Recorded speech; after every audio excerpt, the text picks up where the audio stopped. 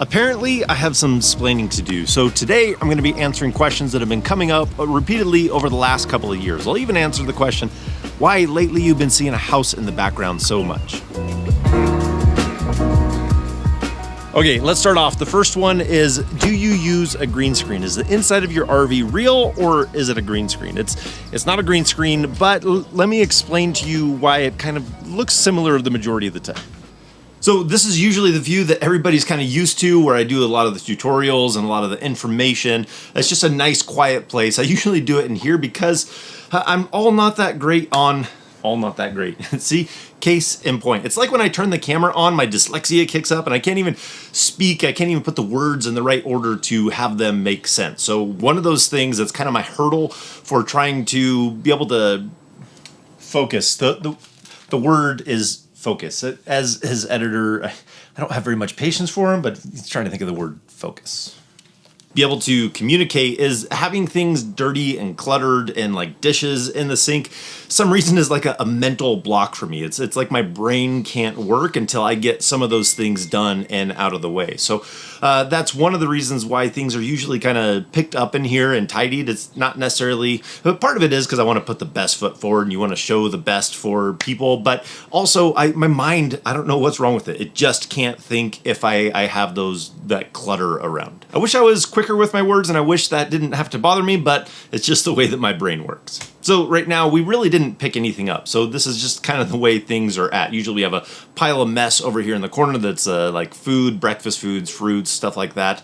And then I have a mess of wires over here. So you can see down here at the end, we have all this mess of cables, which kind of drives me nuts a little bit, but usually like my wallet, knife, keys, stuff like that are just sitting here on the counter. That's our hotspot. Receipts kind of get stuffed over there. Just a couple of things left over on the counter. And then like usually this is a whole project that I want to do is to clean up like the shoe mess that's happening over here. But then the table, oftentimes like those are headphones that I have sitting there, Amazon box that we had delivered, and laundry that we haven't really fully finished up yet. So we did laundry, but we haven't folded it yet. So that's kind of what it looks like. Oftentimes here at the table will be like my computer. I have kind of a funny computer setup where I put it on a piece of wood. I call it my desk. So this is what I call my desk. It's actually kind of embarrassing showing it because it's just a piece of wood. It's literally the piece of wood that was shipped with this picture. This is one of the pictures that my son took, and this was in there to be able to protect it. We're hoping to do a bunch more metal prints and stuff, but this is my desk. So I put a piece of cardboard underneath it because we don't want to scratch the table.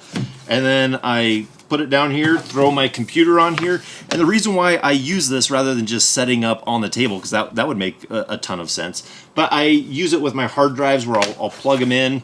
This one is the one that I usually edit it on, and then I have my other two hard drives. This one's like an archive of like, this one's 22B, so last year. But if I need to move, if we're gonna do dinner or something like that, I don't have to tear all that down to move it.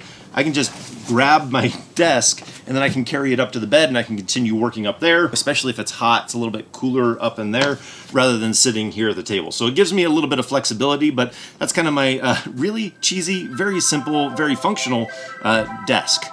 I know, it's strange, but it works for me.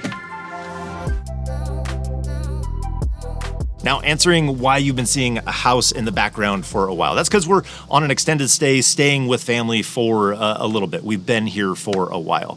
I'm gonna have to show you how we've set up dumping our tanks, emptying our tanks. It's kind of a ridiculous setup, so I'm gonna show you that. But we're here because my father-in-law has been going through radiation treatments, and so we all kind of came together as a family, and we've been helping him out, whether it's taking care of the yards, mowing the lawns, doing those kind of things, doing some repairs around here, trying to lighten the load so that they don't have to worry about some of those things. We've even been trying to sell some of the stuff that they want to get rid of. They're going to try and downsize a little bit. So I've posted stuff on Facebook Marketplace. So I've had some of you reach out when you've seen some of those things posted on there. Probably one of the more popular things was the sand drill that they sold.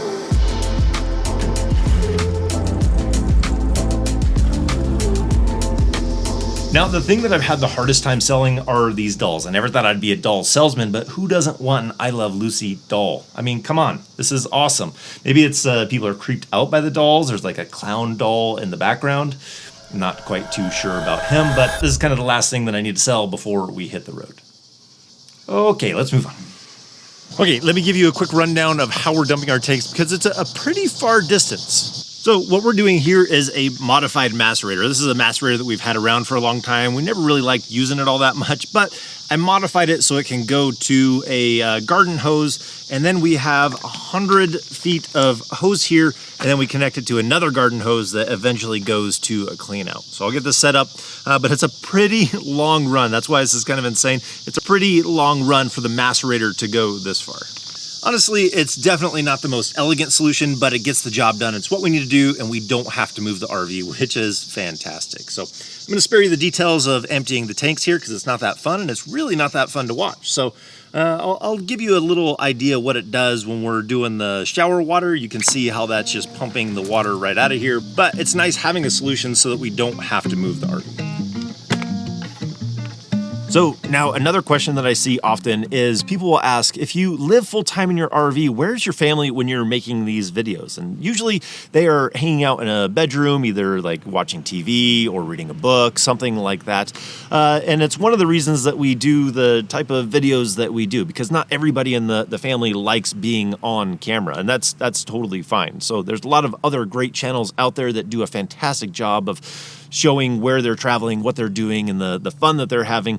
And we realize that while not everybody likes being on camera in our family, we're also not that entertaining. So we'll leave that to the other channels that do a better job at that. So with all that, catching you up with what we're doing right now, I think I have a greater appreciation for RVing. I've always loved RVing, but I even love it even more now, thinking that we can take a home with us to go help the rest of our family and not have to like pile into their house. It's an amazing blessing to be able to have your own bed, your own kitchen, your own bathroom, all that packed inside of the RV. It gives me a deeper appreciation for RVing. RVs aren't just for going out and having fun. They can be used for so much more. So this really just makes me love RVing even more. So anyways, I think that's going to do it for today. I hope you guys enjoyed this little kind of behind the scenes video of what we're doing and where we're at and kind of answering some of those questions. If you did, if you liked it, give it a thumbs up. If you want to see more videos about RVing, hit that subscribe button. And if we don't see you on the road, hopefully we will. See you next video.